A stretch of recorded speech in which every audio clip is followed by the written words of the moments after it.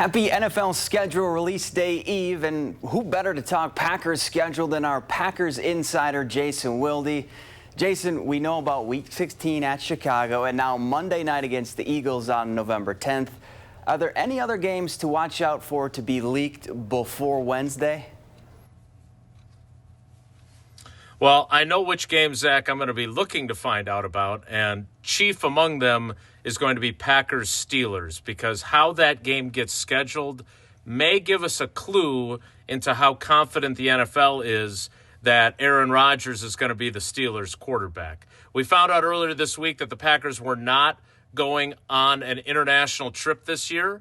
I am still convinced that if Aaron Rodgers wasn't possibly going to be the Pittsburgh Steelers quarterback, the Packers might have been going to Dublin, because they are a very popular draw internationally. Instead, the Vikings are doing a back-to-back European vacation with London, followed by Dublin, and the Packers are staying stateside. So that's the biggest one that I'm curious about. When do they play the Steelers?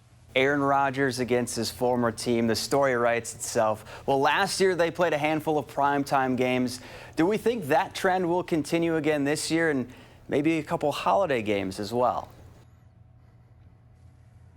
Yeah, absolutely on the primetime games. The NFL schedule makers love the Packers, and they love what a huge draw they are in terms of primetime audience.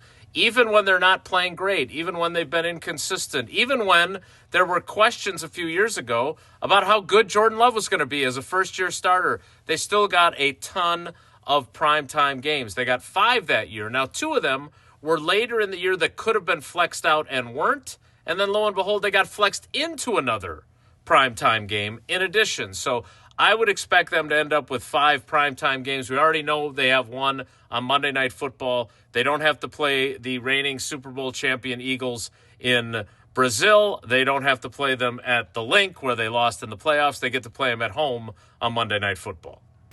Well, the last time the Packers kicked off their season at home in Lambeau was 2018. Does your gut say that changes this year?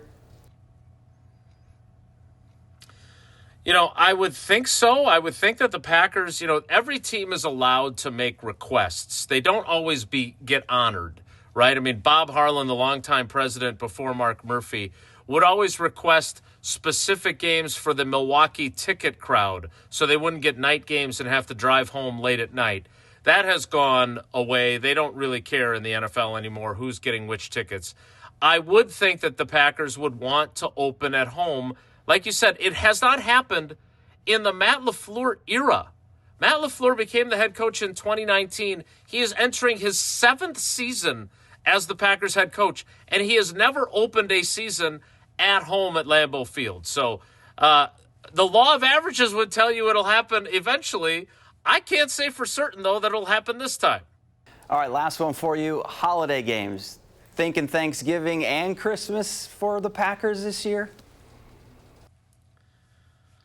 Well, we know that Packers-Lions will be an important game. They obviously played on Thanksgiving in the past many times, including in this era. Christmas has been a popular Packers game as well. There's been several times they've either played on Christmas Day or Christmas Eve. The reason I am thinking that they will get a Christmas game is the fact that they are one of the Saturday games on December 20th. And that would give them enough time to then play on Christmas on Thursday, right? It doesn't give them as short of a week as they would have if they played a Sunday game and then had to turn around and play on Christmas. So that is something worth watching. All I know is I hope it's a home game, and I hope it's at night after Santa has come in the morning. All right, well, we'll find out for sure Wednesday night at 7 o'clock and break it all down then. Thanks, Jason. You got it, Zach. I appreciate you, buddy.